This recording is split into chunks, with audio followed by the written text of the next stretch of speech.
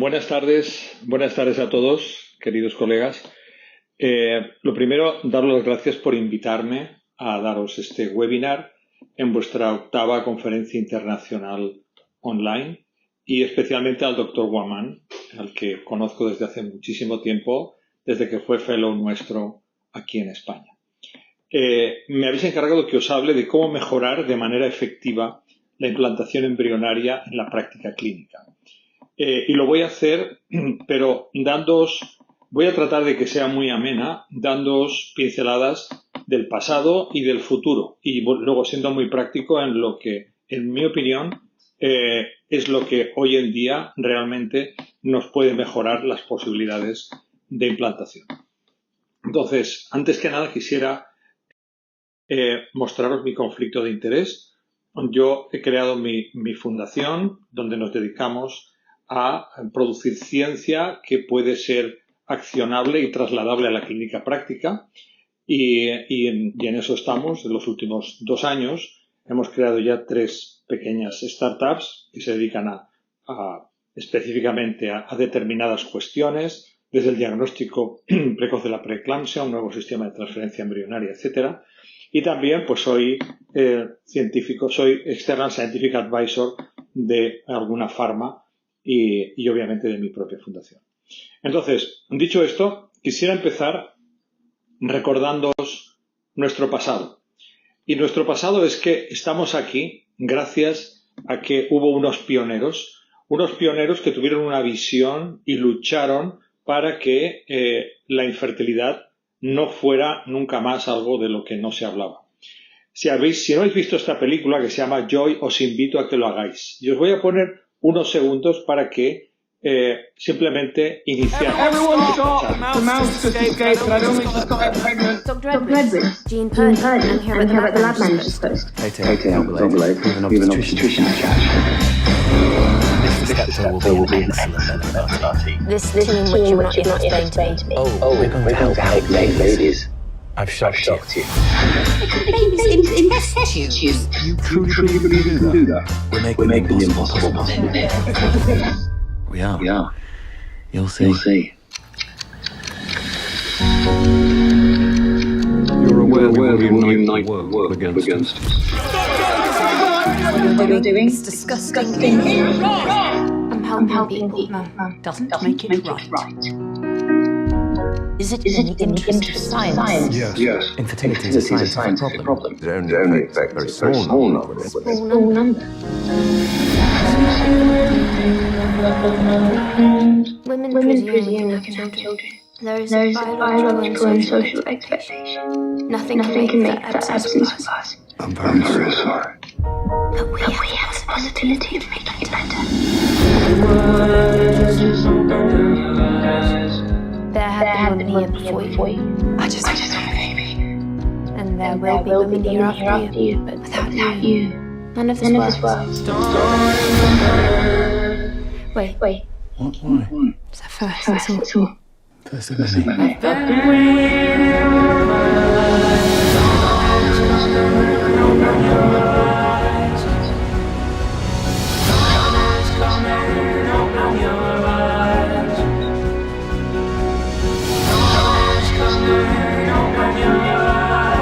I dislike having to decide who will get help and who will not. But what we're doing, it matters.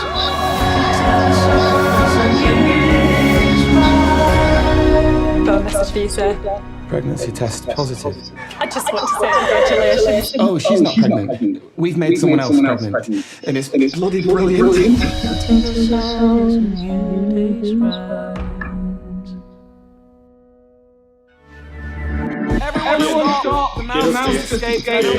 No olvidéis que esto es la razón por la que estamos aquí. Es decir, estos pioneros hicieron posible el comienzo de nuestro campo y es nuestra obligación mejorarlo cada día, considerando que nuestra posición es mucho más cómoda que la que ellos tuvieron. Y desde entonces, esta es la cara real. No sé si alguno de vosotros llegasteis a conocer al profesor Edwards. Yo sí que lo hice, obviamente, soy muy mayor ya, pero esto fue un placer el poder conocer a esta persona y el poder aprender de él en su momento. Aquí tenéis con Louis Brown a la izquierda y aquí tenéis con el hijo de Louis Brown.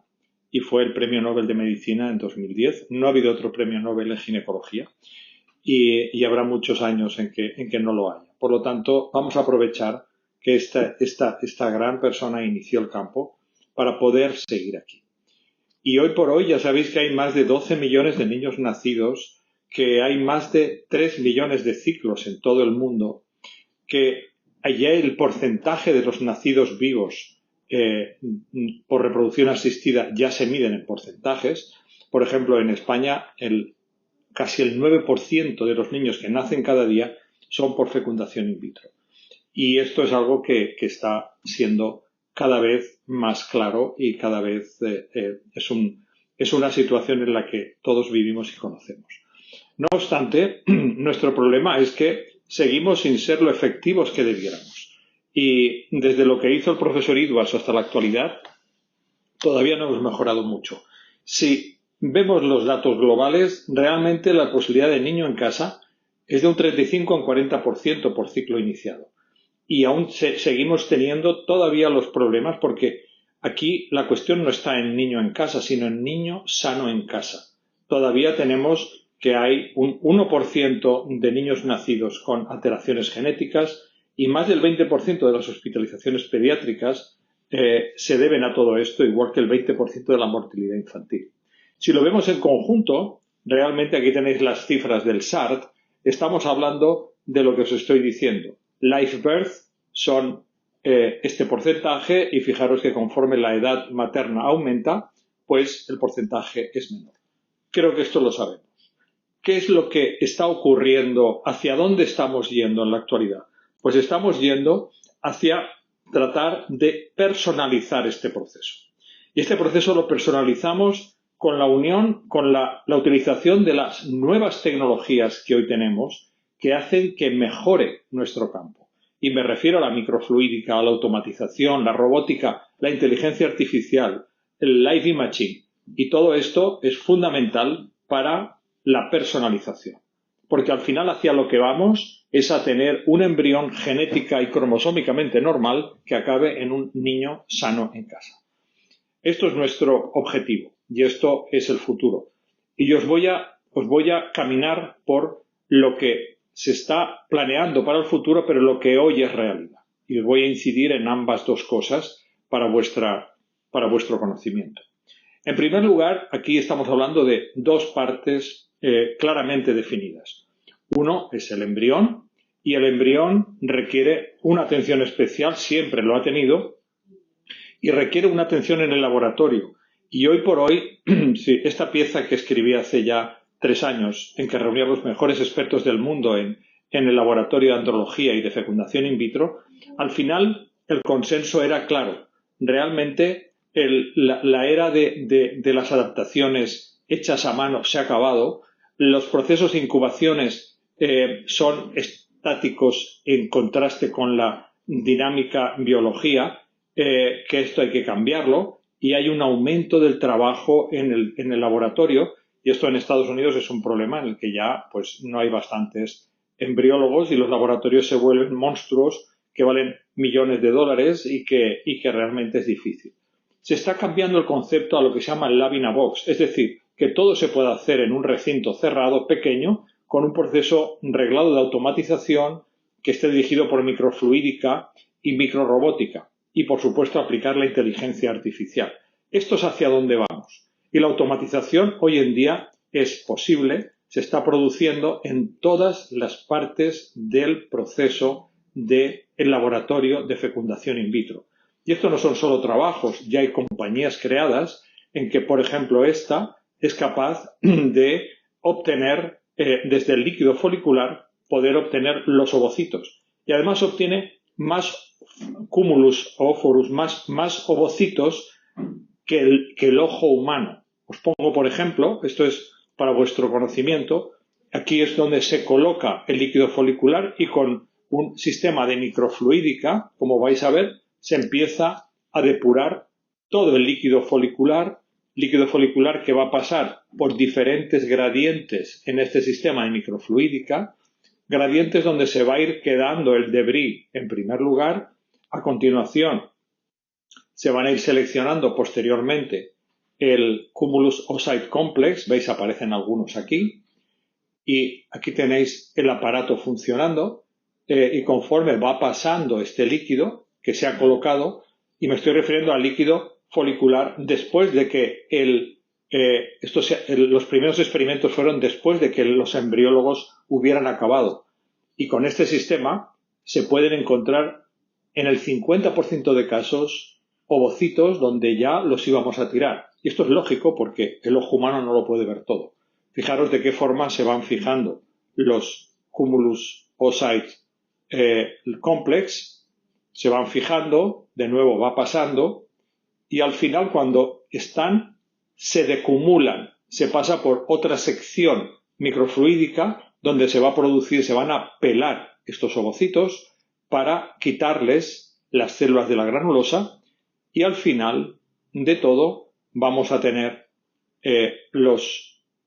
fijaros con qué exactitud se puede quitar las células de la granulosa, y a continuación tenemos aquí los ovocitos que directamente se pueden coger, se pueden criopreservar, y hoy por hoy los ovocitos obtenidos de esta forma han dado lugar ya a blastocistos euploides, y se está ya probando la obtención de embarazos con estos ovocitos que después de haber sido pasados por el laboratorio los íbamos a tirar ya en líquido folicular porque no encontrábamos más. Es un ejemplo de cómo esto está evolucionando.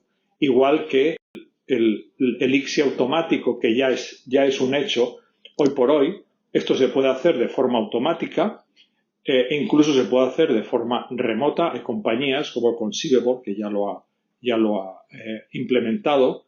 La otra compañía se llama AutoIVF. Entonces, fijaros cómo este es el proceso que se hace. Se prepara el espermatozoide y se inyectará. Todo esto es robotizado completamente. Esto, metido en un ambiente completamente controlado, pues hace posible que el laboratorio pueda mejorar en todo. Y además de esto, ¿qué podemos hacer? Bueno, pues una vez transferimos el embrión, tenemos que considerar que después de una buena transferencia existen una serie de factores que pueden impedir que el embrión implante. Y estos factores empiezan desde la entrada del embrión en la cavidad endometrial, con la presencia de un microbioma endometrial que puede afectar a la implantación. Después, lo que es la adhesión del embrión, y esto está en concordancia con lo que consideramos la receptividad endometrial y la ventana de implantación. Y posteriormente la decidualización es muy importante, porque si la decidualización es inadecuada o hay una resistencia a la decidualización, entonces la invasión no se produce de forma adecuada y acabamos en un aborto con embriones cromosómicamente normales, o acabamos en una preeclampsia si la invasión es débil, o en un precretismo si la invasión es excesiva y llega a miometrio. Con respecto a la primera fase, es decir, ¿qué es lo que el embrión cromosómica y genéticamente normal ve cuando llega al útero? Pues va a ver la superficie del útero, y ahí existen microbios. Existen unos microbios que ayudan a que el proceso funcione, si son de forma adecuada, o que no funcione si tenemos una disbiosis. Este concepto se ha trabajado desde hace mucho tiempo, y de hecho, fijaros que antes pensábamos que la cavidad uterina era estéril. Esta diapositiva es mucho más sencilla de lo que parece. El mensaje que quiero daros con esta diapositiva es que el origen de pensar que esto era estéril viene de una tesis doctoral que se hizo en 1900 en la Sorbona, y que en esta tesis, que la dirigía Henry Tissier, lo que viene a decir es que el cuello, el cérvix, estaba ahí como el coloso de Rodas, evitando que los microbios subieran por la vagina, sin ninguna prueba de esto. Y con esto llegó el concepto de la esterilidad de la cavidad uterina. Claro, ¿cómo va? Una cavidad uterina tiene que ser estéril porque va a haber un embrión, un bebé que va a crecer. Pues bueno, obviamente desde 1900 hasta 1960 esto fue estéril, porque así es como se dijo y no se podía plantear otra cosa y no había tecnologías. A partir de los 60 comienza el cultivo microbiano y a partir de los 60 ya empiezan a aparecer algunos trabajos que dicen, bueno, no es el 100%, resulta que es el 96% estéril, el 27% estéril, el 57%, ya empiezan a encontrarse gérmenes y de hecho nosotros solíamos cultivar la punta del catéter y cuando veíamos que había patógenos sabíamos que el pronóstico era malo.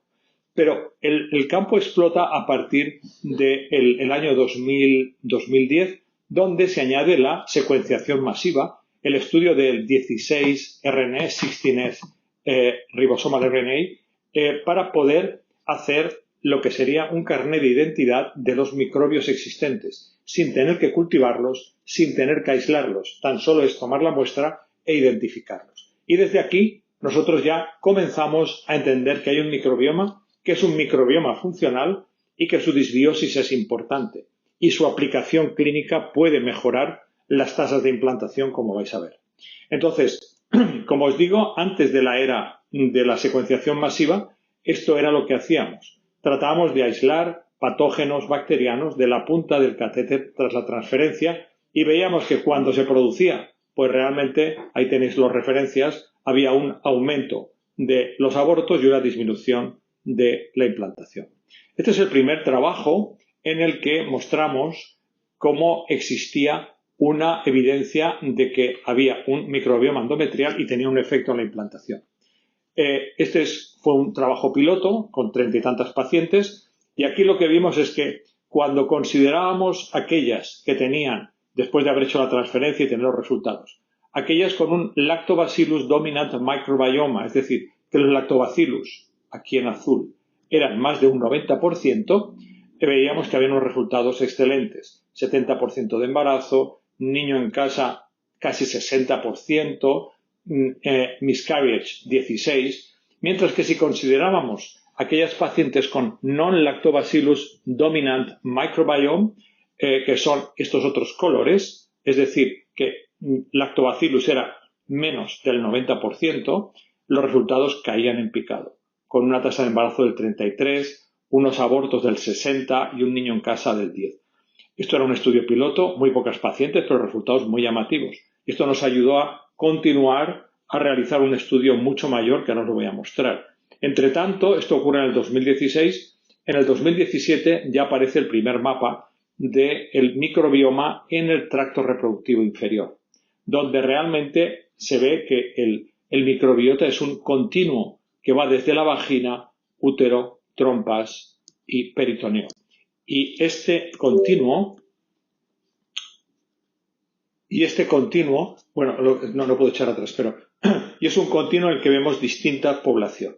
Entonces, después de esta prueba de concepto y muchos más trabajos, fuimos a este trabajo observacional prospectivo en el que aquí analizamos en más de 14 centros en todo el mundo, algunos de ellos en América Latina, un total de 342 pacientes en el que los médicos tomaron el microbioma antes de hacer el proceso, antes de hacer la fecundación in vitro, hicieron el proceso y después los agrupamos en buenos resultados, es decir, niño nacido en casa, o malos resultados, tanto aborto clínico, bioquímico o no embarazo.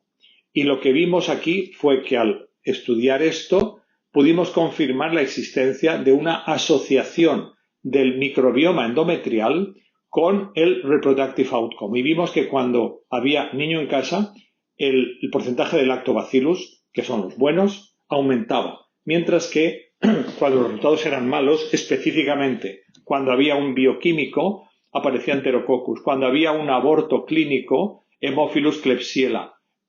Cuando no había embarazo, Gardnerella klebsiella. Y siempre los lactobacillus se venían abajo.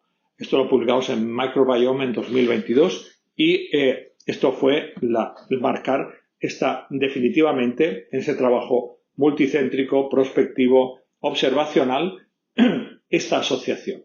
Basándose en esto, ya se ha producido el primer trabajo independiente en el que se ha intervenido y utilizando este test, que en aquel tiempo lo creamos desde Igenomics y se llama EMMA, estos investigadores, estos clínicos japoneses, lo que hacen es que en una población de 200 mujeres les explican que pueden hacerse un EMMA o pueden no hacerlo. Las pacientes que no quisieron analizarse el microbioma endometrial actúan como grupo control. Aquellas que quisieron hacerlo fueron 131.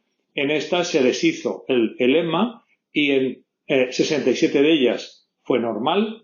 En 44 hubo una disbiosis o ultralow, que esto lo consideramos como normal con probiótico, y en 30 de ellas el resultado era abnormal con identificación de patógenos específicos. En aquellas cuyo resultado fue anormal, se le dio tratamiento antibiótico y se le repitió el EMMA test hasta normalizarlo. Aquellas que era normal o el grupo control fueron directamente a la transferencia embrionaria. Bien, lo que estos colegas japoneses refieren es que tras la primera biopsia se identificaron estas 30 pacientes y se dio tratamiento antibiótico específico. Es muy importante dar el tratamiento antibiótico de acuerdo al patógeno identificado. No dar antibióticos de amplio espectro porque crean más problemas que resuelven. Con esto, en el 70% de casos, cuando se comprobó, es decir, en 23 de ellas, ya no existía el patógeno y tras dar probióticos pasaron a la transferencia. Y el 25% seguían anormales, se volvía a dar otra tanda de tratamiento, así hasta que se consiguió normalizarlo.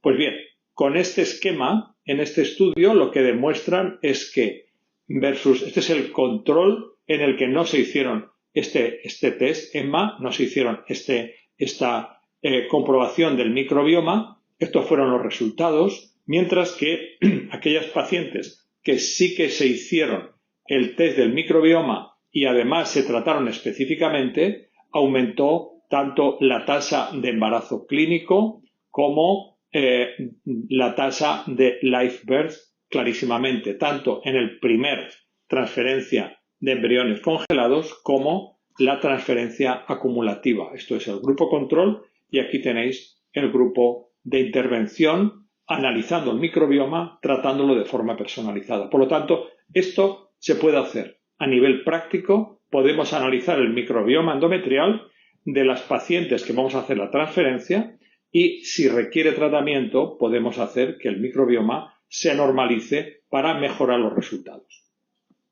Y en esta línea está también la endometritis crónica.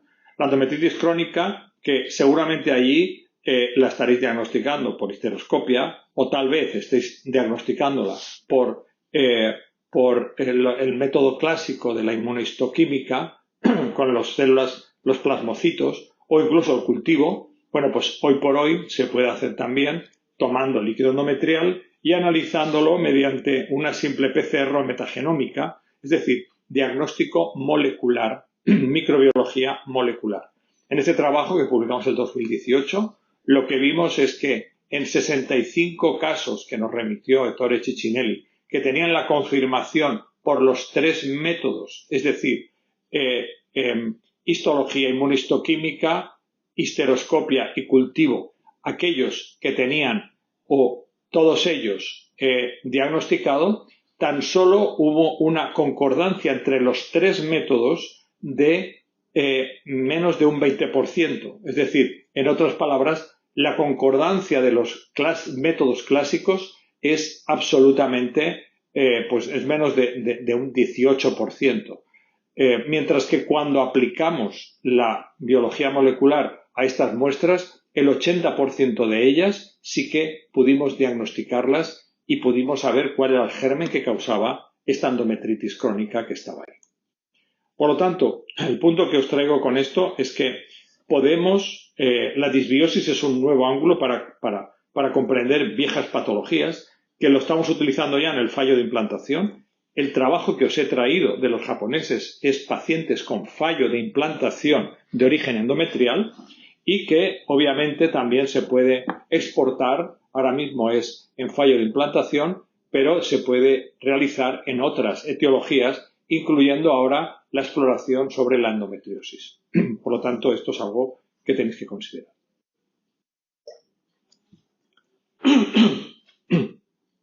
Y dentro de la preparación de la madre está ver si hay un microbioma y también está ver cómo está su ventana de implantación. Como sabéis, el único lugar donde un embrión humano no va a implantar va a ser en un endometrio no receptivo, porque un embrión se puede pegar a cualquier superficie, incluyendo el plástico de la cánula de transfer, pero donde nunca se va a pegar es un endometrio que no haya recibido progesterona o que no esté en su fase de receptividad endometrial. Y esto es lo que se llama la transformación de la membrana plasmática, que se puede ver, visualizar con microscopía electrónica y que es lo que va a permitir que el embrión implante. Hace mucho tiempo, y lo conocéis, creamos el ERA, el análisis de receptividad endometrial, y con ello lo que pretendíamos es que cuando transfiramos el embrión, no solamente tiene que estar el embrión preparado, o sea, habitualmente damos 5 días de progesterona y transferimos al blastocisto, sino que podemos saber que el endometrio también está preparado, porque hay una ventana que puede oscilar. Hay pacientes que pueden tener un endometrio posreceptivo, otras prereceptivo, y sincronizando esta transferencia sería el tratamiento que nosotros pensamos en aquel momento para el fallo de implantación, fallo recurrente de implantación. Este fue el primer trabajo que escribimos hace muchos años utilizando este sistema y desde entonces cientos de trabajos se han publicado con el ERA y si creemos en la medicina basada en la evidencia, aquí tenéis 3 metaanálisis en los que en los 2 existentes, el otro fue retractado por mala calidad, fijaros para retractar un trabajo en el Fertility, los 2 publicados tanto en Human Reproduction como en Frontiers, el mensaje de estos metaanálisis, que los podéis consultar, es que en las pacientes con fallo de implantación recurrente, la utilización del ERA guiando la transferencia personalizada mejora las posibilidades de embarazo en este tipo de pacientes. Por lo tanto, esto es lo que es la evidencia y esto es lo que podríamos decir sobre esto. Por lo tanto, a nivel práctico, ¿qué podemos hacer para mejorar la transferencia embrionaria? Además de lo que habitualmente hacemos, el embrión, el embrión debe ser cromosómica y genéticamente analizado. Entiendo las limitaciones que podéis tener en Ecuador, pero existen laboratorios en todo el mundo que lo pueden hacer. Y a veces es mejor invertir dinero en mejorar las cosas antes de que todo falle, porque luego habrá que hacerlo posteriormente. Y lo siguiente es preparar el endometrio. Y el endometrio lo preparamos teniendo en cuenta el microbioma y teniendo en cuenta el estado de receptividad endometrial, atendiendo a la ventana personalizada de implantación de nuestra paciente. Y finalmente, quería despedir esta conferencia con que veáis el futuro y que veáis lo que ha ocurrido. Y esto siempre nos ha pasado cada vez que creamos algo nuevo. Fijaros que en PGTA, estas son las fases de la innovación científica cada vez que se coloca algo nuevo. Yo os he traído como, por ejemplo, el análisis cromosómico del embrión y el ERA. Fijaros que al principio, cuando se inició el PGTA hace mucho tiempo, era la panacea completa. Y aquí tenemos que con esto se solucionaba todo. A continuación vino el infierno, en el que incluso New England Journal demostraban que esto no valía para nada, perjudicaba, mataba a los embriones. Claro, si se hace mal, mata a los embriones. Y después viene la fase de consolidación. Y la fase de consolidación es que hoy en día en Estados Unidos más del 50% de los ciclos de fecundación in vitro los hacen analizando cromosómicamente los embriones. Y no olvidéis que tienen los mejores resultados de todo el mundo. Y algo similar está ocurriendo con el ERA. Con el ERA, desde que lo creamos hace 13 años, al principio era el paraíso completo que lo solucionaba todo. Después vienen los entendidos y dicen que esto es perjudicial y esto no vale para nada. Bueno, pues ahora, como veis, se está consolidando y están apareciendo los metaanálisis poniendo en conjunto todos los resultados y ya estableciendo una indicación específica que es lo que hay que hacer para cada cosa que hacemos. Personalización. Y esta indicación específica para el ERA sería el fallo recurrente de implantación de origen endometrial, porque obviamente también está el embrión, como hemos dicho. Hay que transferir el embrión cromosómicamente normal. Por lo tanto, este es el mensaje que os quería dar y deciros que esto lo hacemos hoy por hoy trabajando desde la fundación, desde la fundación que trabajamos desde from the bench to the bedside, tratando de crear las ideas, hacer los estudios clínicos y ver hasta qué punto podemos mejorar la práctica clínica. Y aprovecho la ocasión para invitaros al próximo Congreso de Innovaciones en Medicina Reproductiva, que tendrá lugar en noviembre de este año aquí en Valencia, en España, y en el que, estáis invitados y me encantaría si pudierais acudir o incluso presentar abstracts, presentar vuestras comunicaciones. Muchas gracias por vuestra atención. Me perdonaréis que no esté presente, pero son mis 3 de la mañana. Pero si tenéis cualquier pregunta a través del mail o a través de cualquier sistema, estaré encantado de atenderos.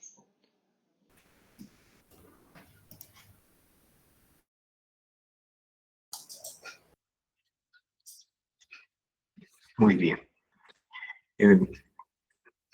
Queremos llegar oportunamente el agradecimiento al doctor Simon por siempre su valioso aporte a la ciencia.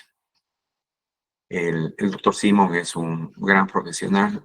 Cuando era fellow en el IBI en Valencia, tomaba las muestras endometriales cuando en ese tiempo se estudiaba los pinópodos y le enviábamos a Londres, a Nikas, a un científico griego para estudiar la implantación embrionaria. Han pasado muchos años y realmente, como ustedes pueden ver, ha habido muchas innovaciones.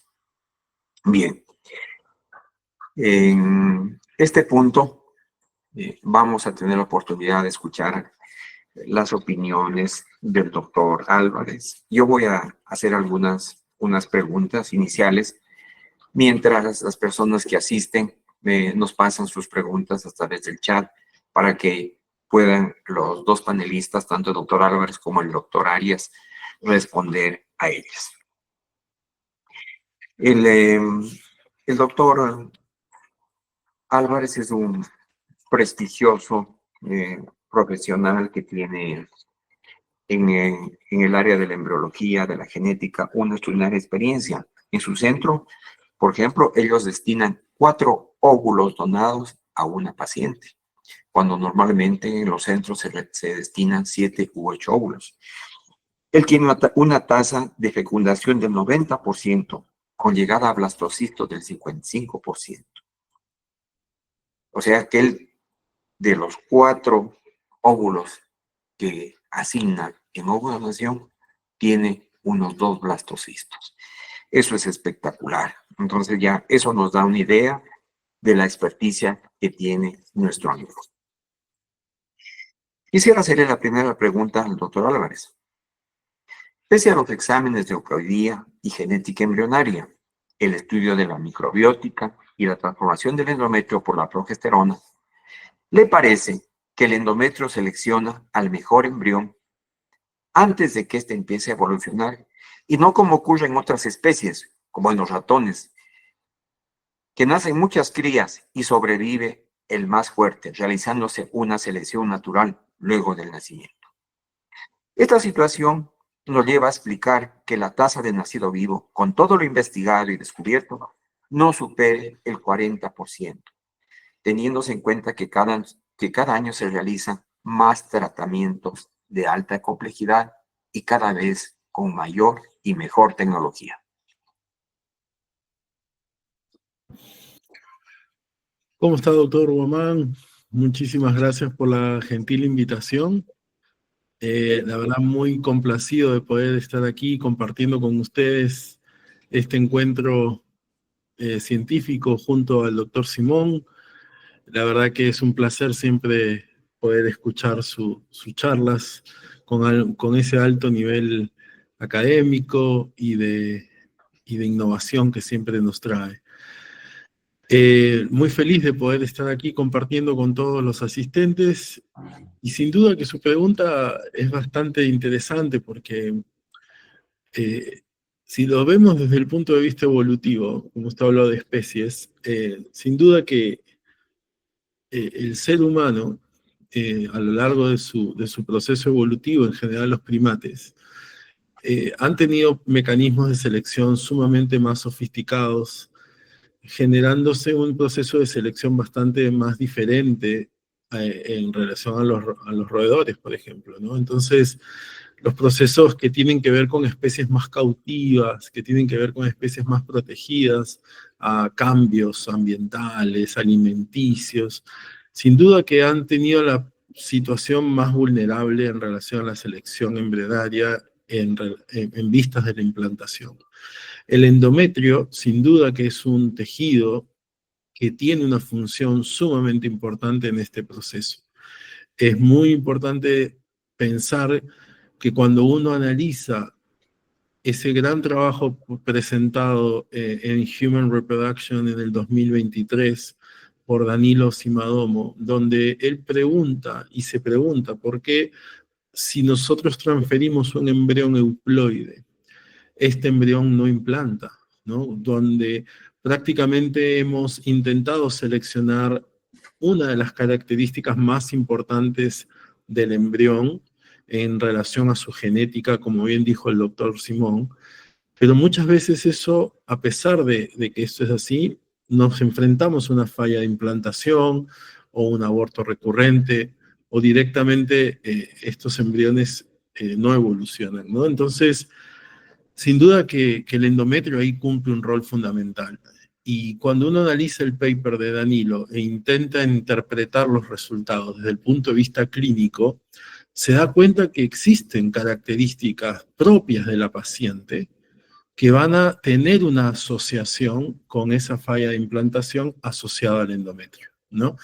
Y esto tiene que ver con mecanismos principalmente relacionados a la oxidación, al estrés oxidativo, a la inflamación, que muchas veces son aspectos que omitimos porque no ponemos en una situación de escenario de pensar que esto puede estar afectando. Y principalmente está relacionado a estilos de vida, hábitos, como en este paper nos muestra claramente que el sobrepeso y la obesidad, a pesar de transferir embriones euploides, por ejemplo, está relacionado con menores tasas de implantación. Y uno dice, bueno, ¿y qué mecanismo está presente en esa situación biológica? Y sin duda que es la lipotoxicidad, la oxidación por sí misma, que genera que lamentablemente haya alteraciones a nivel de la expresión de genes, a nivel de mecanismos de regulación, en este caso puede ser de la expresión de ciertos receptores, o también de la desidualización, una gran cantidad de situaciones biológicas que están afectadas por factores externos, que otras especies no lo tienen directamente, ¿no? Entonces, sin duda que los métodos de selección que ocurren en esos niveles son mucho más finos. Lo que ocurre en otras circunstancias son ya selecciones que van más por la epigenética y por la impronta de lo que incurre en el recién nacido. En este caso, el ejemplo que usted me pone de los roedores, ¿no? Ahí lo que ocurre son otras formas de detectar justamente esas alteraciones, que no tienen que ver con que haya o ocurra un nacimiento. Entonces, sin duda que la especie humana está expuesta a muchos de esos factores, nuevamente con todos estos cambios que hemos ido incorporando. Y usted ha dicho algo muy cierto. El paper de Nobler Glacier del 2022 en Fertility and Sterility, donde él muestra que en los últimos años en los Estados Unidos se hacen más de 100.000 ciclos de IVF, y cada año tras año esa cantidad de ciclos aumenta. Sin embargo, la tasa de nacido vivo se ha contraído. Uno dice, bueno, si hago más ciclos de IVF, debería de haber mayor cantidad de nacidos vivos, como consecuencia directa de ese crecimiento. Y uno se da cuenta que eso no es así.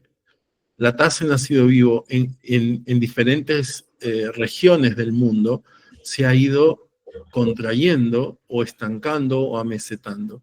Y sin duda eso tiene que ver con otros factores que van más allá de lo que nosotros actualmente podemos hacer, tanto desde la clínica como desde el laboratorio.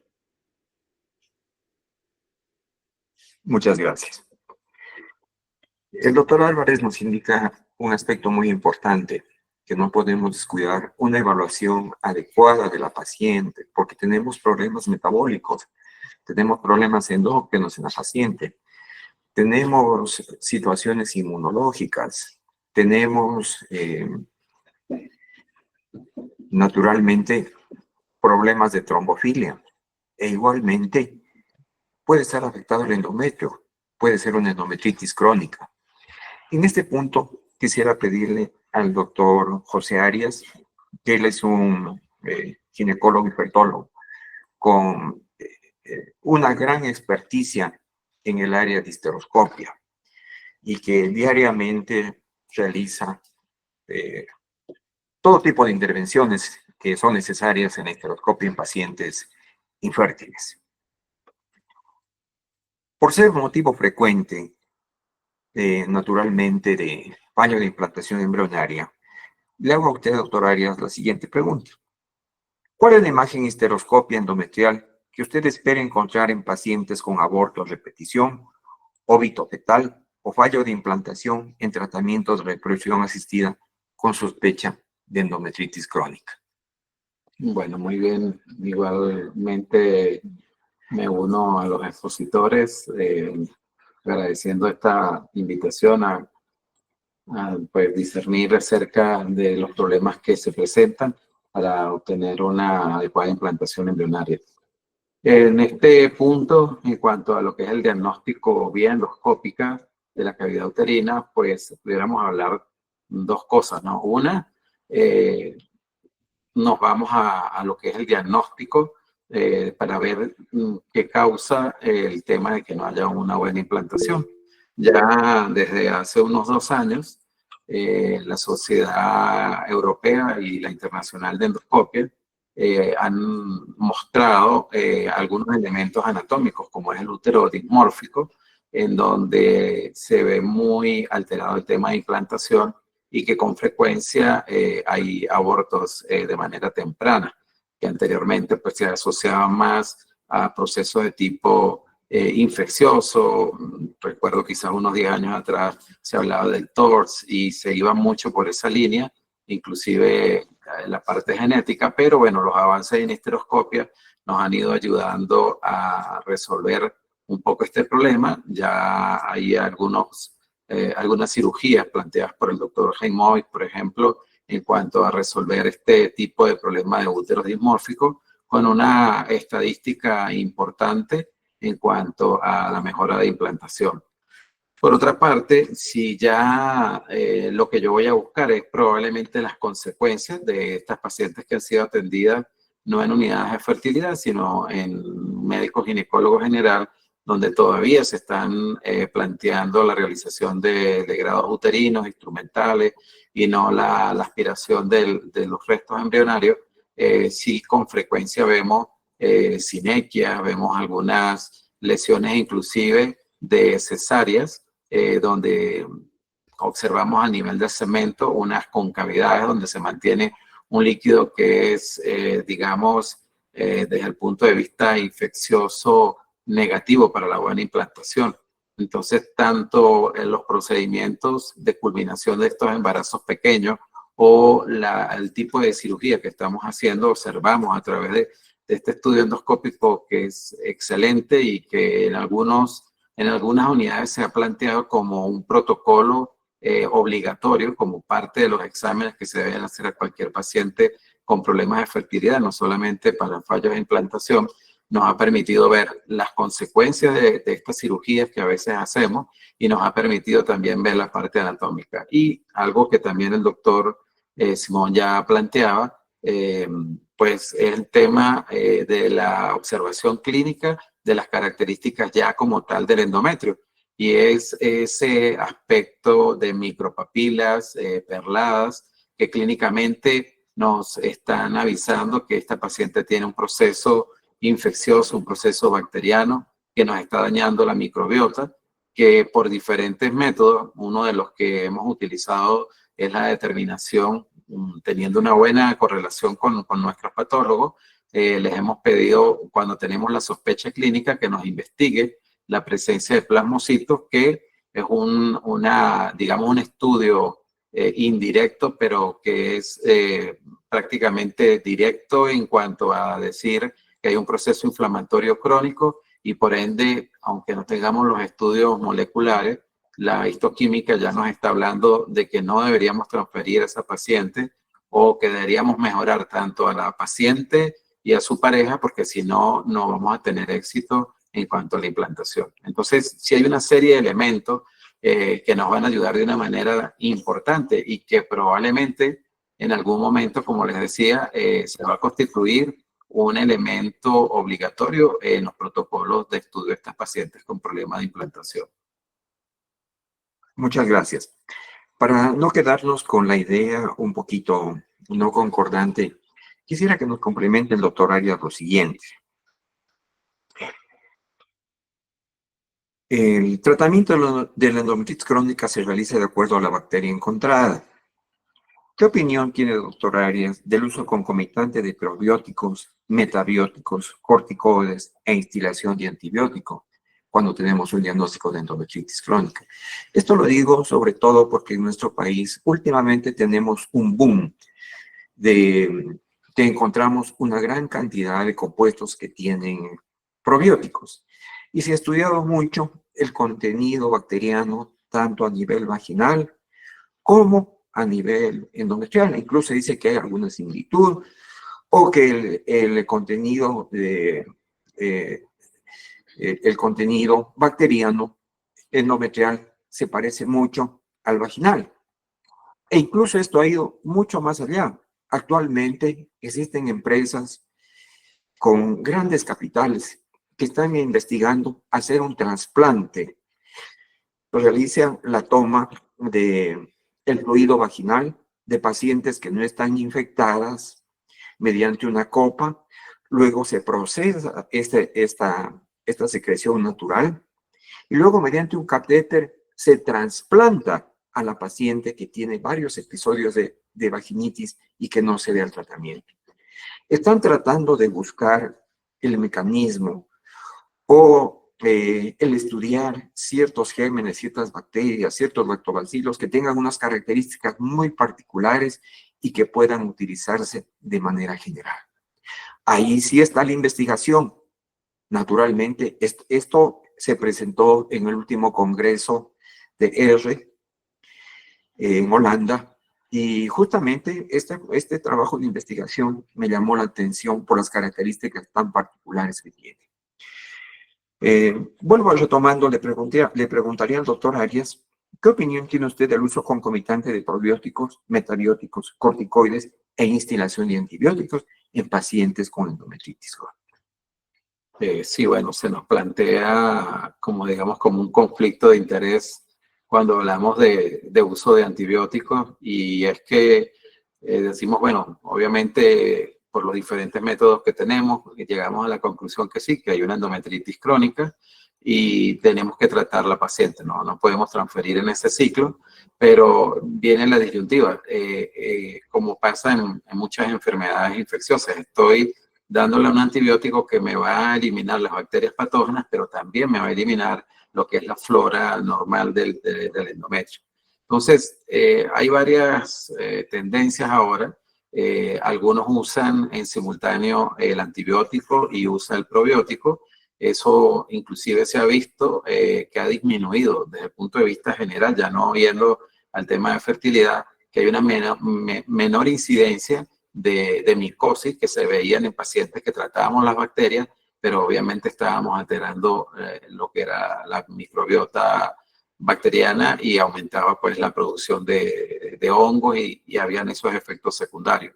Entonces, sí se ha visto que usando en simultáneo y ya una vez que ha pasado inclusive en lo que es el proceso infeccioso, se debe mantener este uso de los probióticos por 1 o 2 ciclos más, de manera que ya no están los gérmenes patógenos, pero estamos recuperando lo que es la flora para mejorar entonces ese hábitat, esa flora que bien decía el doctor Simón, acerca de lo que va a mejorar el tema de la implantación. Quizás algo que a veces no hablamos mucho es que nos concentramos mucho en la parte de la microbiota del endometrio, pero siempre es importante no olvidar la parte rutina. Y también se han creado actualmente probióticos para mejorar lo que son las prostatitis crónicas, porque una cosa viene acompañada de la otra, y si es que mejoramos la microbiota de las pacientes, de su endometrio, y se mantiene la relación sexual con un paciente que le está generando el proceso infeccioso, pues los resultados van a seguir siendo negativos, ¿no?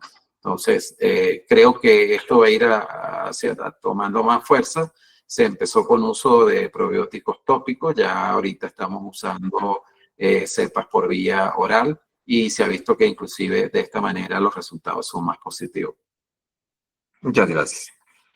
Bien, como estamos revisando en general los mecanismos para mejorar la implantación embrionaria, y dentro de ello, y dentro de lo que nos habló el profesor Simón, de lo que se está utilizando actualmente en cuanto a innovación de tratamientos, dentro de uno de ellos, las nuevas técnicas, es la inteligencia artificial.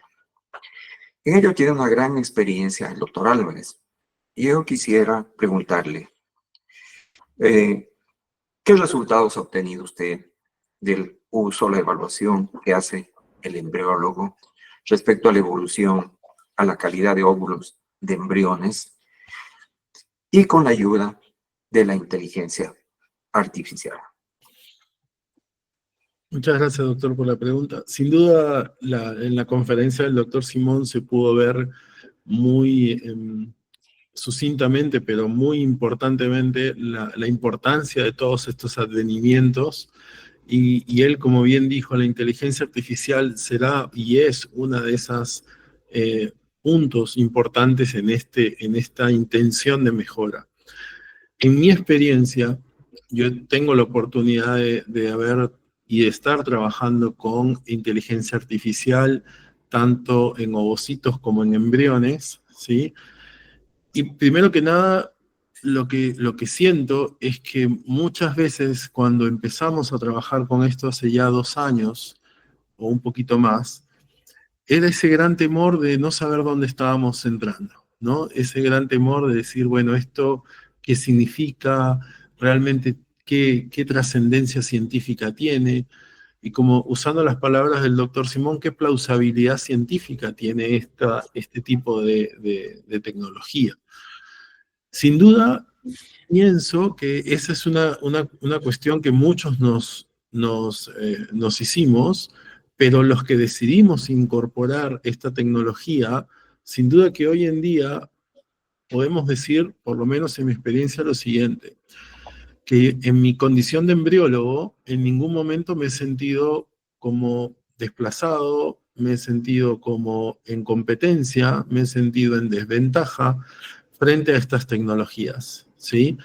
Al contrario, considero que han venido para sumar, han venido para ayudarnos, para darnos información, para darnos objetividad, para darnos un poco más de datos que nos permitan aconsejar a nuestros clínicos, a nuestros pacientes. Eso desde el punto de vista, digamos, en general amplio. Desde el punto de vista específico, la incorporación de la evaluación de la calidad ovocitaria, sin duda en mi experiencia, yo he tenido muchos años de evaluar óvulos humanos bajo un concepto bastante tradicional, ¿no? De la morfología tradicional que todos los embriólogos solemos hacer en la rutina diaria.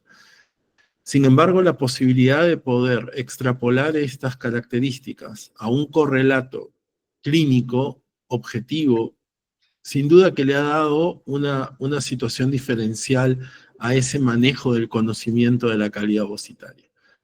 En mi práctica, nosotros siempre le decimos a las pacientes, o en el caso específico de las donantes que usamos, es que estas herramientas no van a mejorar la calidad del óvulo. Eso sin duda no va a ser un hecho posible. Lo que sí nos permite, y este es un concepto importante, es la optimización de los recursos, ¿sí? Y el recurso ovocitario es muy valioso. En ese sentido, el doctor al inicio comentaba un poco esta experiencia que tenemos nosotros en nuestra realidad argentina, en donde los recursos económicos son bastante acotados y en donde tenemos que tener un laboratorio que sea lo más eficiente posible. con pocos recursos, tener los mejores resultados que nos permitan responder a las necesidades. En ese sentido, la incorporación de la evaluación morfológica de óvulos, lo que ha permitido en mi laboratorio es poder optimizar el proceso de selección de óvulos para asignar a una determinada receptora, por ejemplo. Tengo un trabajo en donde tenemos donantes, que fueron 14 donantes, en el ciclo sin inteligencia artificial, en donde en mi laboratorio el promedio de llegada a blastocisto es del 55%, ¿sí? Y lo que tenía es una llegada a blastocisto del 55%, pero la distribución de los embriones por receptora era totalmente aleatorio, ¿sí? Alrededor de un embrión un 33%, 2 embriones un 35% y 29% 3 embriones, dando 4 óvulos. ¿Qué fue lo que me permitió hacer con la inteligencia artificial? Es distribuir homogéneamente esos óvulos. De tal manera que las mismas donantes en el ciclo siguiente, pero con inteligencia artificial, logramos tener un 77% de receptoras con 2 embriones. Entonces, ¿qué fue lo que logramos? Que pacientes que en lugar de tener 2 embriones podían llegar a tener 1 o 3, trasladamos esa distribución más equitativa. ¿No mejoramos la calidad del óvulo? No la mejoramos, pero sin duda no es menor que una paciente que espera 2 embriones, le demos 1, ahora le demos 2 realmente. Y a la que tenía 3, le dé el otro que le correspondía a la otra receptora. Entonces, sin duda eso nos da una chance más de embarazo para esas receptoras, sabiendo que le hemos asignado solo 4 óvulos, ¿sí? ¿Qué necesitamos para eso? Una buena técnica de congelamiento, una buena técnica de descongelamiento, obviamente, de óvulos, con buena sobrevida y un buen cultivo a blastocisto. Con esas condiciones y una buena selección ovocitaria, uno puede tener un buen programa de ovodonación con esa situación bastante acotada. Y por último, desde la parte embrionaria, la incorporación del monitoreo continuo de embriones a través del time-lapse y la asociación con la inteligencia artificial, sin duda, a mi entender, nos ha permitido comprender muchas cosas que antes teníamos bastante, digamos, difíciles de comprender, ¿sí? Por acceso a la información, por acceso a la evaluación de esos embriones durante todo ese tiempo.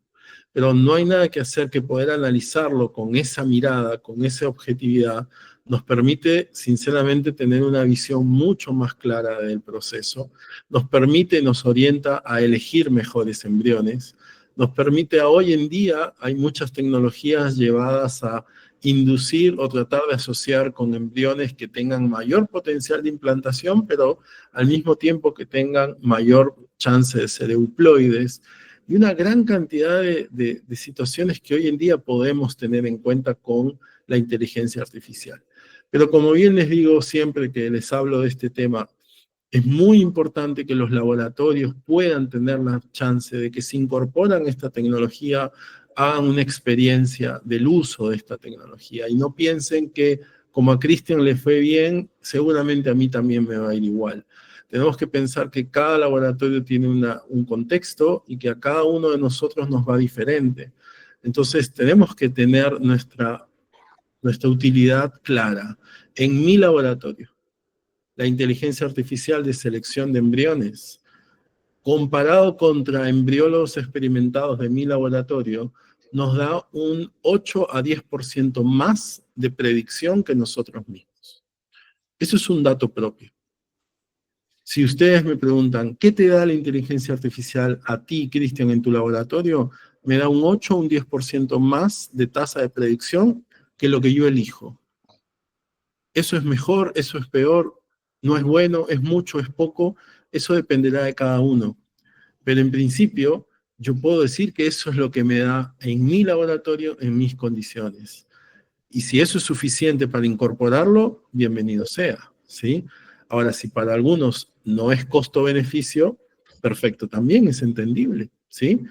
Con lo cual, a eso voy con lo que finalmente quiero transmitirles. Esto es una tecnología muy interesante, pero hay que ser muy cuidadoso en su incorporación y no comprar todo lo que nos dicen, ¿sí? porque realmente hay mucho en el mercado y no todo está validado. Gracias. En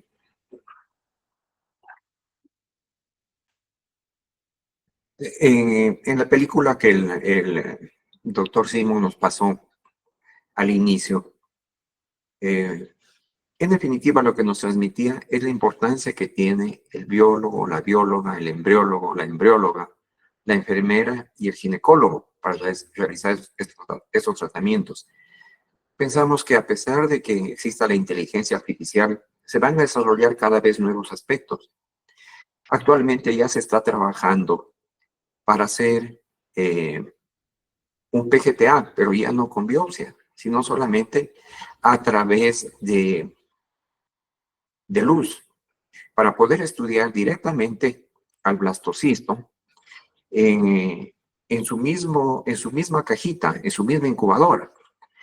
Entonces se está trabajando actualmente en ello, y estas ondas de luz que no lo van a dañar, se está haciendo esta experiencia también en ratones, nos van a dar ya, nos pueden indicar si un embrión es euploide o aneuploide. Igualmente, tenemos tenemos el ADN en el líquido en el cual está creciendo el blastocisto. Actualmente ya vemos por imágenes las extrusiones que se producen, esas excrescencias que hace el núcleo para eliminar el ADN, que es una parte de un cromosoma, sacarlo al citoplasma y de allá a la zona pelúcida, donde se hace el diagnóstico genético preimplantacional no invasivo. ¿A dónde lleva con estos conceptos? A que más bien cada vez va a ser más necesaria la presencia del biólogo y del embriólogo para poderles darles la dirección correcta a estas investigaciones y para de esa manera abreviar los tratamientos y disminuir los costos de los médicos. En ese sentido, doctor Álvarez, quisiera hacerle una pregunta a usted.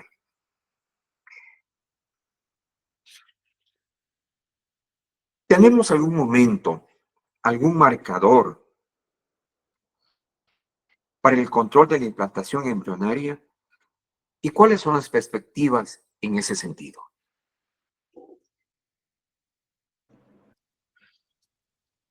Muy interesante sus pensamientos, doctor, porque son muy reales, ¿no? Realmente hay muchas cosas para trabajar, hay muchas cosas para investigar. Y concuerdo con usted en la importancia del equipo multidisciplinario, del embriólogo, del médico, en general de todos, con el objetivo único de mejorar esta posibilidad de embarazo. Y sin duda, en nuestro rol de científicos, principalmente, es que tenemos que tener esa capacidad de poder detectar estos aspectos que realmente tengan una viabilidad científica en ese camino, ¿no? Y en ese punto es muy importante que ustedes, los médicos, también puedan sostener esa situación y realmente apostar por esa posibilidad. Entonces, realmente aplaudo mucho ese pensamiento, porque sin duda es donde creo que nos van a llevar a tomar caminos diferentes y con muy buenos resultados a futuro. En cuanto a su pregunta específicamente, es difícil pensar, ¿sí?, que la implantación embrionaria dependa de un solo factor, ¿sí? Porque imagínense, si fuese solamente un aspecto molecular o solamente un aspecto genético, cualquier alteración puede generar una catástrofe en la evolución de las especies.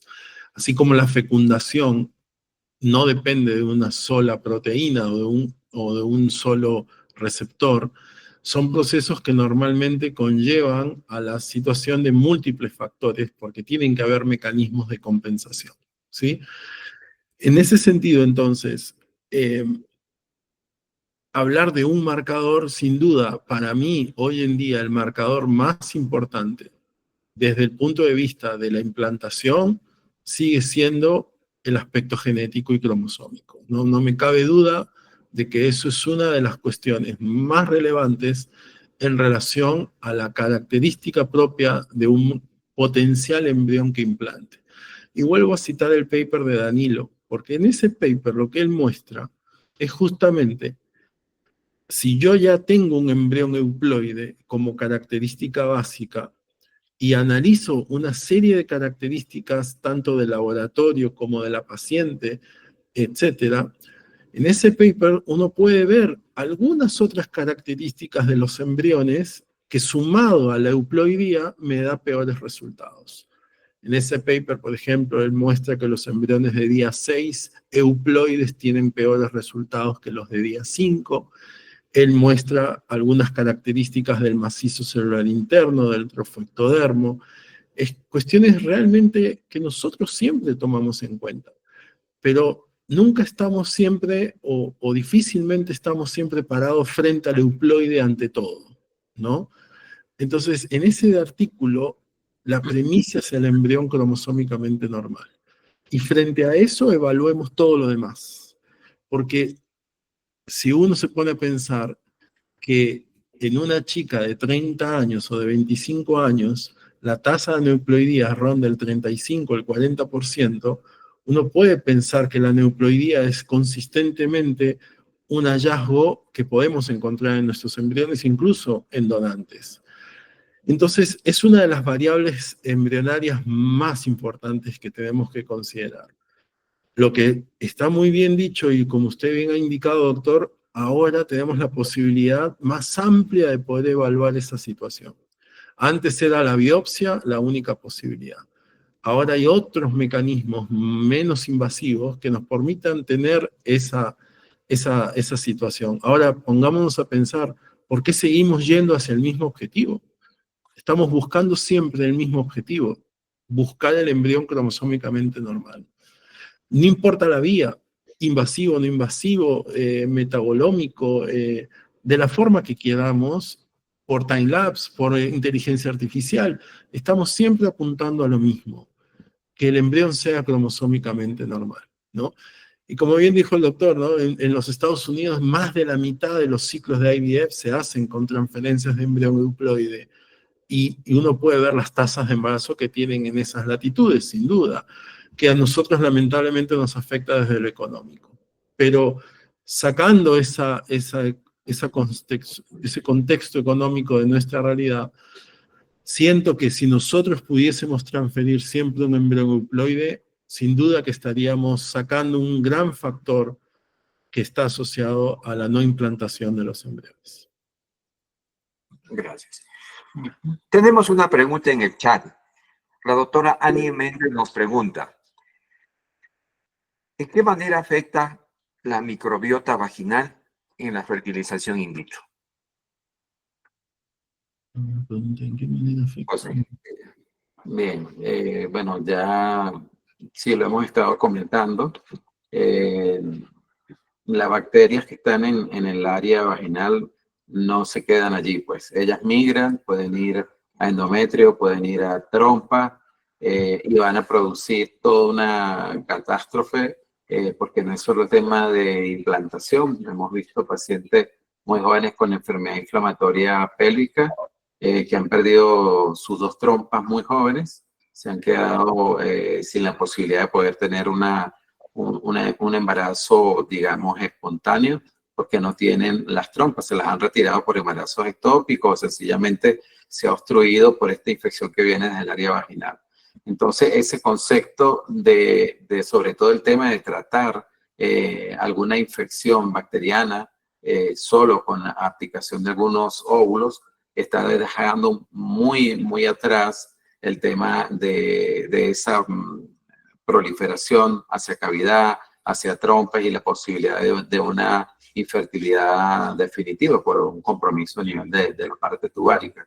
Entonces, sí es muy importante, nos podemos ayudar con cultivos, nos podemos ayudar con estudios como el GRAND para hacer una determinación más específica de qué tipo de bacteria es la que está afectando, y siendo más específico, obviamente ya una vez que hemos superado la infección vaginal y si vamos a ir a un in vitro y una transferencia, lo ideal sería corroborar que lo que había llegado hasta el endometrio también se ha corregido y que no vamos a tener un efecto negativo deleterio en esa transferencia en el caso de la fertilización in vitro. Entonces sí, Es una muy importante pregunta y obviamente el análisis de que no debe ser tratado solamente con algo tópico, sino que debe ser un tratamiento sistémico apoyado en estudios paraclínicos y siempre en conjunto con la pareja y con el urólogo, que es el que en definitiva nos va a apoyar en el tema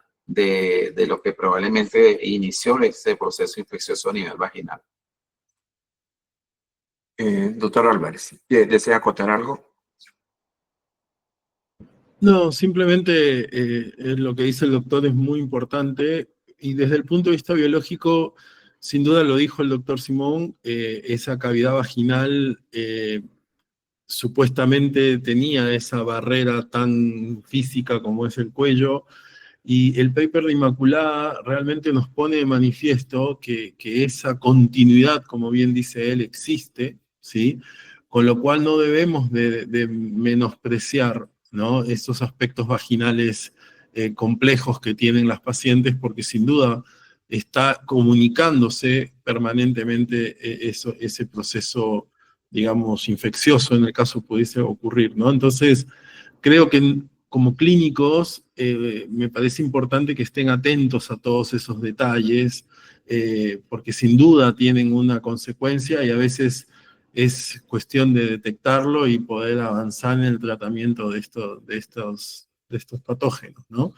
Así que eso nada más quería acotar.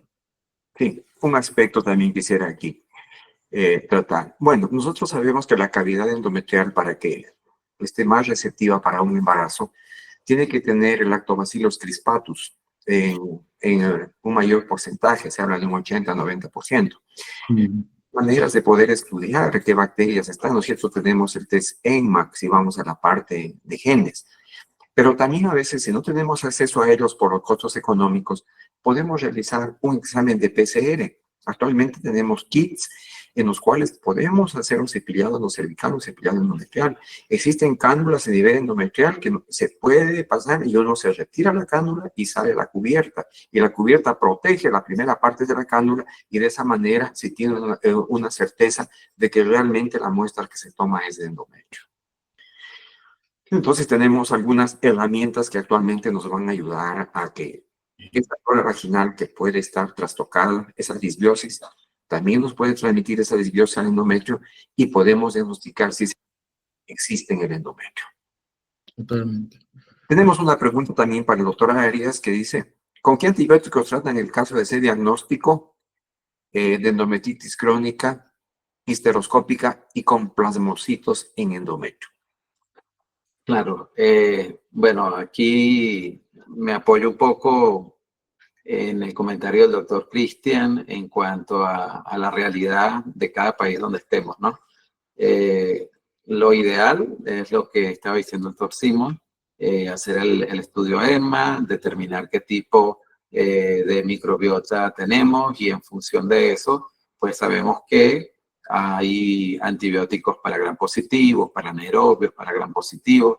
Generalmente lo que con más frecuencia hemos conseguido en este tipo de trabajo que el doctor William comentaba, son bacterias de tipo anaeróbicas. Por eso, tanto en estudios de semen como en estudios en fresco de bacterias allí del área vaginal, cuando se han hecho estudios donde no se toman en cuenta las medidas especiales en cuanto a lo que son bacterias anaeróbicas, pues casi nunca conseguimos digamos, el antibiótico específico porque no sabemos cuál es la bacteria.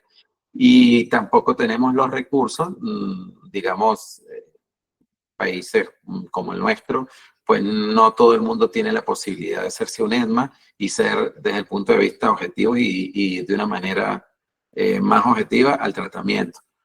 En nuestra práctica clínica, hace ya un tiempo atrás, recogiendo de un congreso de experiencias de otros colegas y de la literatura que uno día a día está investigando, hemos visto que como lo que con más frecuencia nos genera las endometritis crónicas son bacterias anaeróbicas, en esa línea hemos ido trabajando con imidazol, metronidazol, hemos usado clindamicina y nos ha ido bastante bien.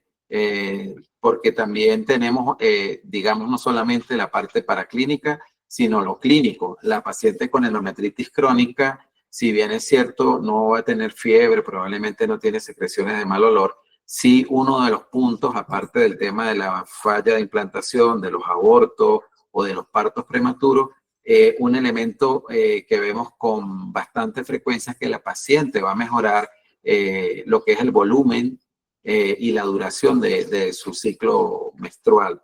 Entonces, desde un punto de vista clínico indirecto, digamos que también es una herramienta que nos sirve para decir, bueno, esta paciente sí respondió o no respondió, inclusive en pacientes que están usando progestágenos de depósito para el tema de planificación familiar. Con frecuencia vemos que las que tienen endometritis, que le hemos hecho diagnóstico porque nos las envían, porque tienen polimenorrea, tienen metrorragia, piensan que son los implantes intrauterinos o los tratamientos que se están haciendo para endometriosis, hemos conseguido que la causa son las endometritis crónicas, las hemos tratado y este síntoma se ha quitado, ha mejorado y ha desaparecido. Entonces, digamos, ubicándonos en nuestra región, a veces nos toca valernos de otros métodos, pero esto es una de las formas como lo estamos haciendo, y en pacientes que estaban encajadas en el tema de infertilidad de causa desconocida, posterior a una histeroscopia se ha hecho el diagnóstico de la endometritis, la hemos tratado y para sorpresa pues han quedado de manera espontánea embarazadas y han llegado a embarazos a término luego de hacer otros tratamientos que no habían funcionado. Muchas gracias. El doctor Marconi nos desea hacer una pregunta al aire.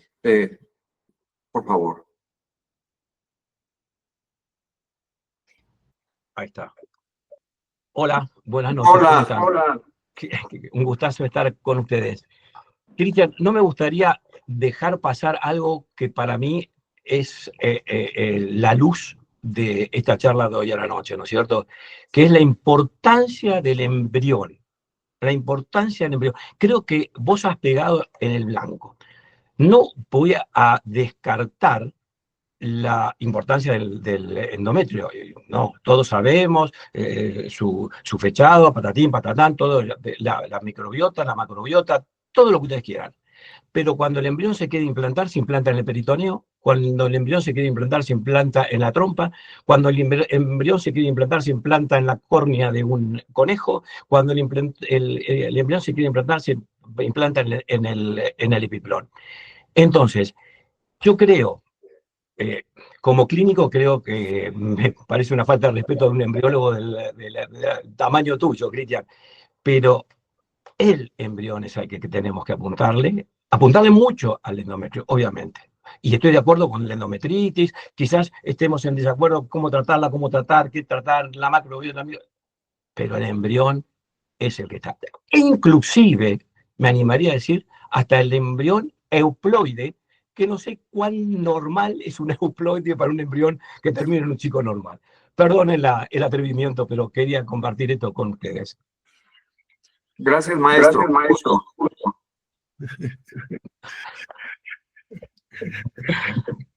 No, sin duda un placer enorme verlo al doctor. No nos vemos muy seguido, el año pasado nos vimos en el Congreso de SAMER y siempre es una alegría verlo y obviamente un honor poder conversar con él. Sin duda, doctor, coincido, desde mi lugar como embriólogo le damos toda esa importancia al embrión y sus características, pero creo que cada vez más estamos acercándonos a esa posibilidad de tener mayor información. Creo que eso es lo que a mí como embriólogo me satisface el hoy en día. Yo me acuerdo hace 20 años cuando decían, ¿qué pasó? Se detuvo. Uy, qué pena. ¿No? Entonces era como que quedaba ahí, listo, ok, qué bien. Y cuando empecé a estudiar, usted bien sabe, los embriones, con la doctora Rao, el doctor Chemes, y qué pasaba, y veíamos cómo estos mecanismos realmente existen, y todos estos mecanismos asociados a muchos factores, la apoptosis, no sé, la edad de la paciente, y conocíamos cada vez más cosas, era muy, muy importante saberlo. Pero hoy en día eso, además de ese conocimiento, siento que cada vez sé más de esa dinámica, cada vez sé más de los tiempos, cada vez sé más de lo que debería ser en nuestros laboratorios. Y creo que eso es donde hoy en día estamos muy cerca, doctor, de de tener ese conocimiento más fiel del embrión que se acerca a un embrión exitoso, digámoslo así, ¿no? Entonces, eso me parece que es una de las situaciones más diferentes que hoy en día yo veo, y que no solamente nos beneficia a nosotros, sino también a ustedes como clínicos, en la devolución a sus pacientes, en el aprendizaje, en el día a día. Creo que todo eso se ha modificado muchísimo, y yo me siento muy, muy auspicioso de lo que viene, ¿sí? Y espero que sigamos manteniendo la coherencia científica. Eso es lo que a mí más me preocupa, ¿no? Que no nos dejemos llevar por todas estas cosas tan alucinantes sin tener la tranquilidad de lo que se dice y lo que se hace tenga sustento científico, ¿no? Por eso, usted vio lo que mostré esa vez en Samer, traté de ser muy cuidadoso de las palabras que dije, porque justamente, sin duda, es un aspecto muy importante mantener la rigurosidad en esto, ¿no? Y no simplemente dejarse llevar por todo lo que hay hoy en día dando vueltas. Muchas gracias. Muchas gracias. Tenemos una pregunta que nos hace el doctor Armando Risueño. Las natural killer y las interleucinas son fundamentales. ¿Cómo actúan en la infertilidad o la fertilidad? Gracias. Por favor.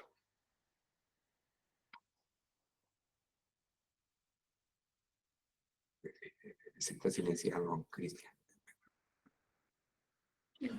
Bueno, la verdad que de ese tema, si es para mí esa pregunta, desconozco exactamente cómo funciona en este caso el efecto específico de la CNK, y las interleuquinas participan de un proceso muy importante fisiológico, que es digamos, la invasión del tejido del trofoectodermo en el endometrio, pero sin duda no es una de las cosas que yo maneje y que pueda decir, bueno, sé que son importantes, pero más allá de cómo estudiarlas y saber y eso, entiendo que está en un terreno bastante experimental para mí, ¿no? No considero que sea algo que podamos decir, anda a estudiarte las natural killer y las interleuquinas. No sé qué piensa el doctor Arias.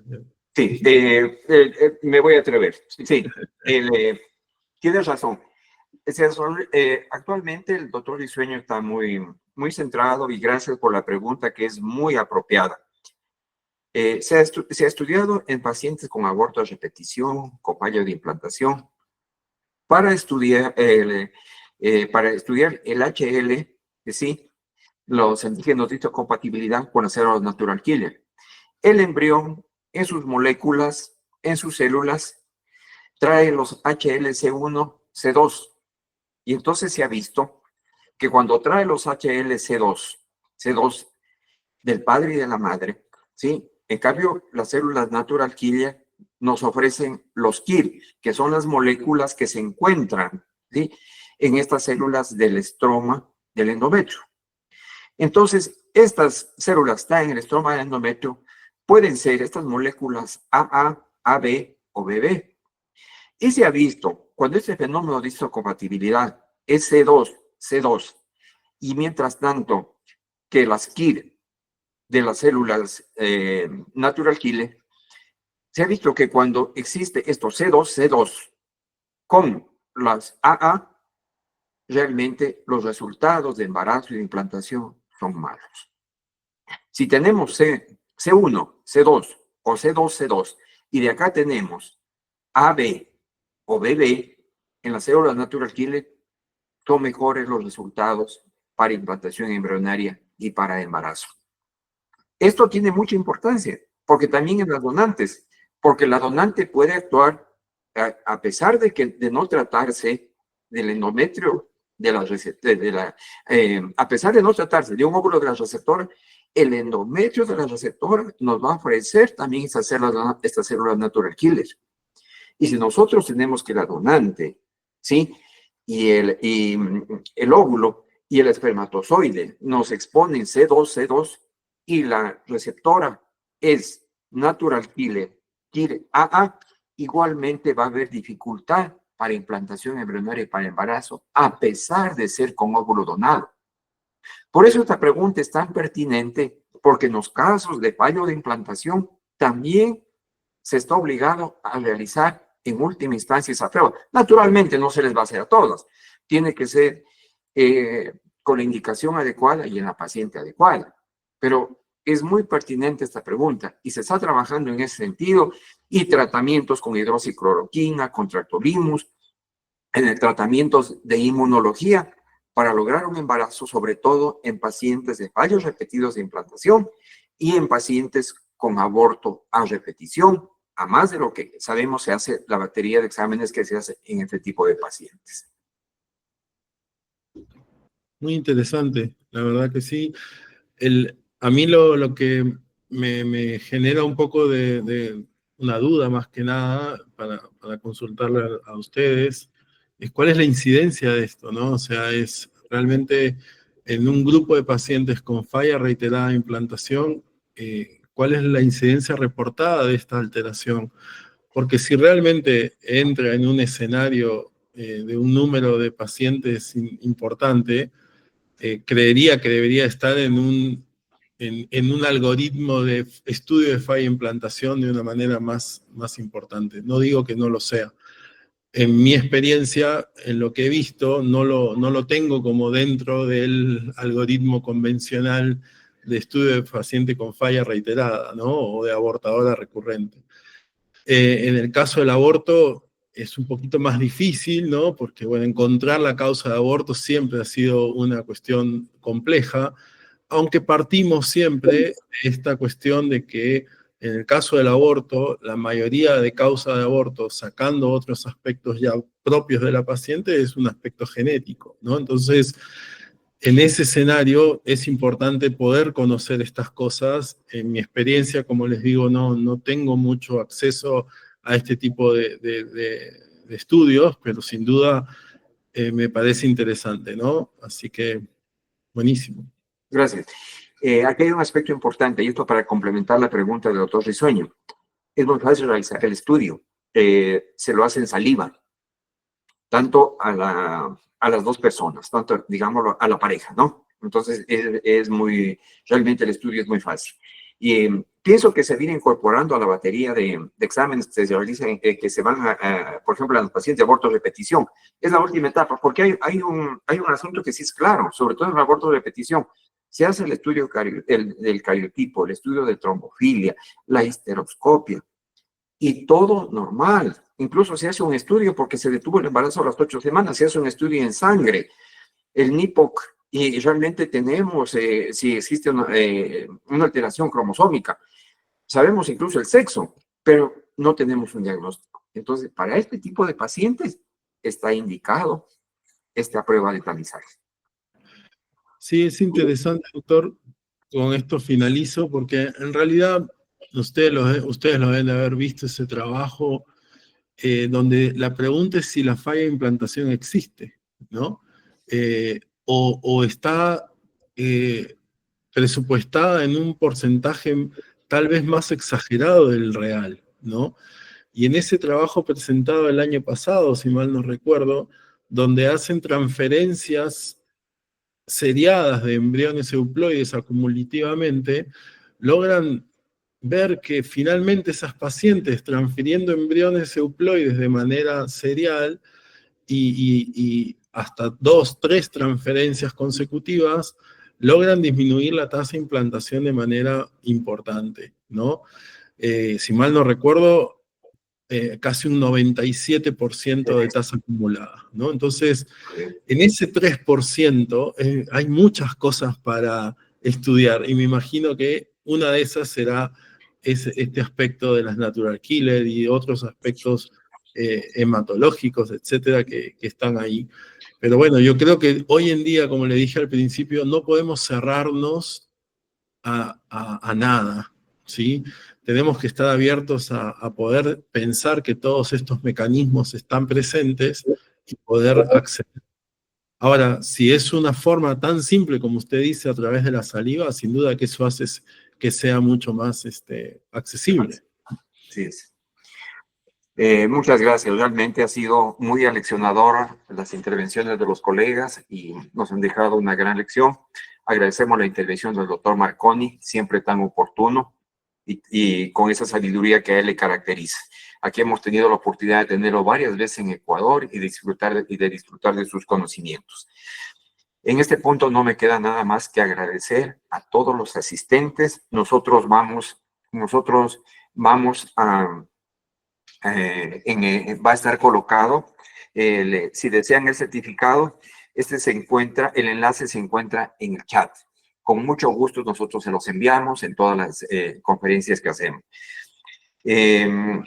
Quisiera que las palabras de despedida las de nuestro amigo, el doctor José Arias. Bueno, igualmente pues contento con esta mesa que se hizo el día de hoy. Hay bastante todavía por hacer, inclusive con el tema de los abortos a repetición y los estudios inmunológicos que cada día tienen más fuerza en contra de los genéticos. Bueno, agradecer al doctor William por haber organizado este evento, a los expositores, y no quería despedirme sin invitarles al siguiente evento que está organizando el Instituto Quiteño de Fertilidad, que va a realizar el jueves 10 de abril y está basado en la preservación de fertilidad en pacientes con problemas oncológicos, tanto lo que es el tema de congelación de óvulos, tejido ovárico y de seno. Muchas gracias. Con ello damos por terminada esta reunión, agradeciéndoles a todas y a todos. Buenas noches. Hasta luego. Adiós. Gracias. Hasta luego, gracias.